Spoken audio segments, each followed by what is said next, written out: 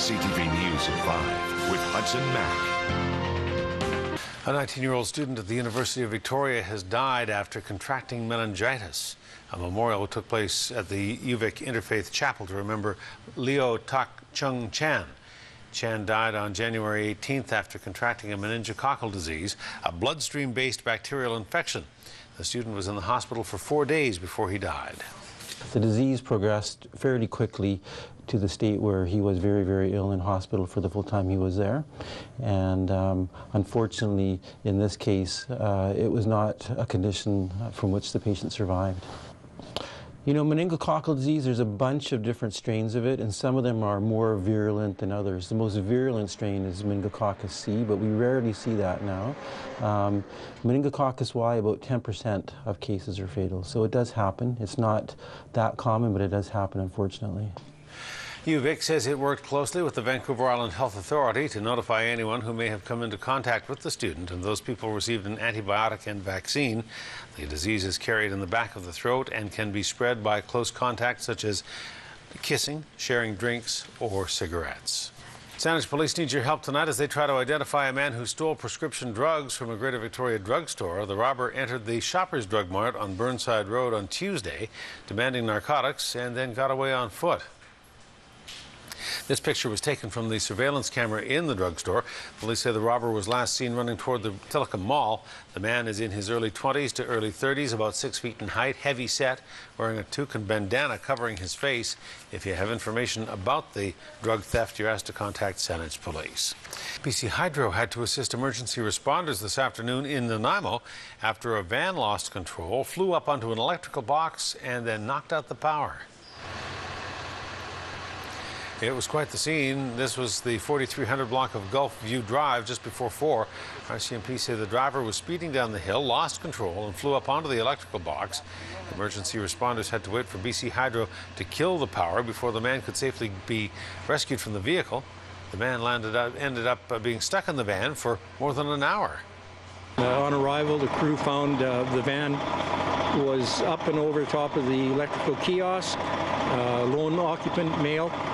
And at that time, the crews secured the area and waited for Hydro to arrive, given that they didn't know the dangers that might be there because of the electrical lines. So no other way until anybody can be assured that the power has been disconnected. It would be unsafe to go in and try to render any assistance. An ambulance rushed the driver to the hospital. Police say alcohol was not a factor.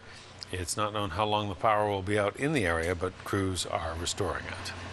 An outpouring of community support is being felt on the Nanaimo First Nation as members struggle to deal with the deaths of 2 young boys, brothers killed in a house fire this week.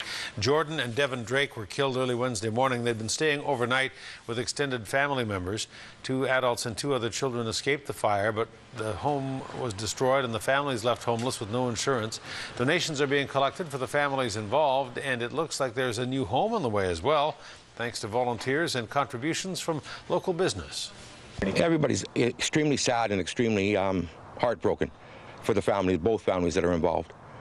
We have a real close connection, Slag Lumber, with First Nations on the island. We do a lot of business with them, and we figured it was something that we could help with. So far, gotten a roofer to re-roof a new home. We've gotten roofing supplied, flooring supplied, an excavator company to do any cleanup or digging of holes. Windows. We got windows supplied, and we're just starting. I mean, there's hopefully going to be more.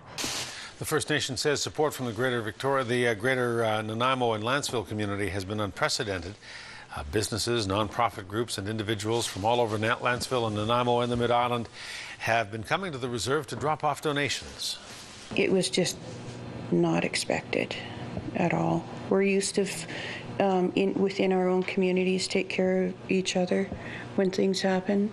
But the way the greater community is stepping up right now, it follows the same values and traditions that we have in our own community, and that's really a valuable piece to know that we have a larger community.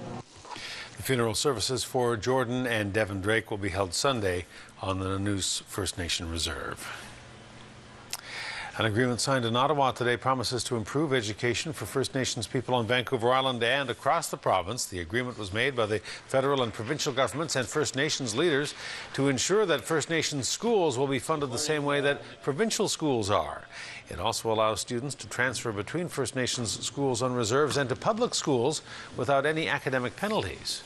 Without a doubt, education is critical to unlocking the potential of First Nation students and promoting economic development and prosperity.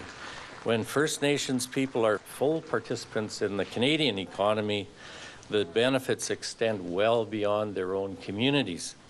When First Nations succeed, all Canadians benefit.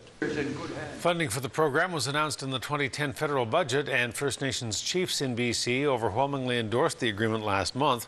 Experts say reforming education on reserves is a particularly complex issue because education historically has been used to undermine First Nations culture through the black mark of the residential school system in Canada. BC Ferries is planning to convert at least half of its fleet from diesel marine fuel to liquefied natural gas over the next decade. The move would save millions of dollars in fuel costs and was one of the number of cost-saving measures recommended in the recent report by the BC Ferry Commissioner. It'll cost about $10 million to convert the small vessels to LNG, about $30 million to convert the bigger ships, but BC Ferries says it will pay off in the long run. We do see LNG as the fuel of the future. We can right now save 60% over marine diesel. So it is something that we are studying. We're looking at new builds, and certainly we are looking at the possibility of converting some of our existing ships. Vehicle ferries in Norway and in our waters in Washington State already run on liquefied natural gas. The Staten Island ferry fleet in New York City is in the midst of converting to LNG.